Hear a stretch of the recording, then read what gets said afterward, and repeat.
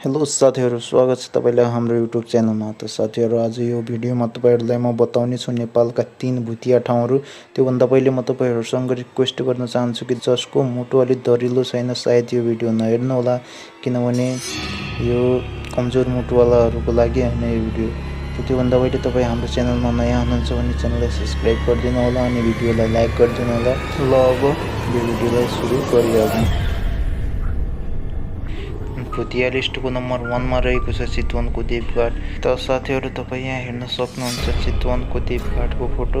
जस्तो यो फोटोमा देखिन्छ त्यस्तो पक्कै पनि छैन, किनभने यहाँ स्थानीयहरु भन्ने गर्छन् रातिको समयमा 5-6 वटा महिलाहरु शरीरमा आगो लगाएर यो घाटमा नाच्ने गर्छन्। दिनको समयमा जति सुन्दर शान्त देखिए पनि रातिको समयमा यो ठाउँमा जाने कसैको हिम्मत हुँदैन। नम्बर 2 धापासी। साथीहरु, यो वसुन्धराको धापासी स्थित ठाउँ हो। यो पानीको ट्याङ्की।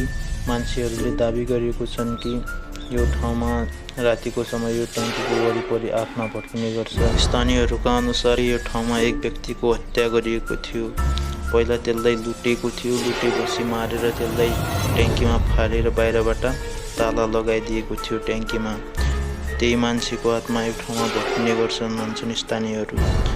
नम्बर 3 मा रहेको छ रानीवन।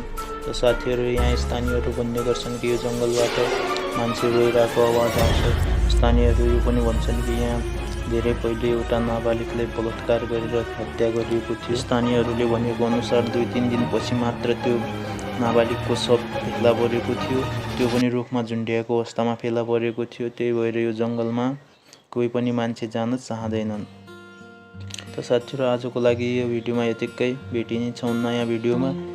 तबसम्म तपाईहरु यो भिडियोलाई इन्जोय गर्दै गर्नुहोला अनि हाम्रो च्यानलमा नयाँ हुनुहुन्छ भने च्यानललाई पनि सब्स्क्राइब गरेर जानुहोला। त साथीहरु, आजको लागि यतिकै।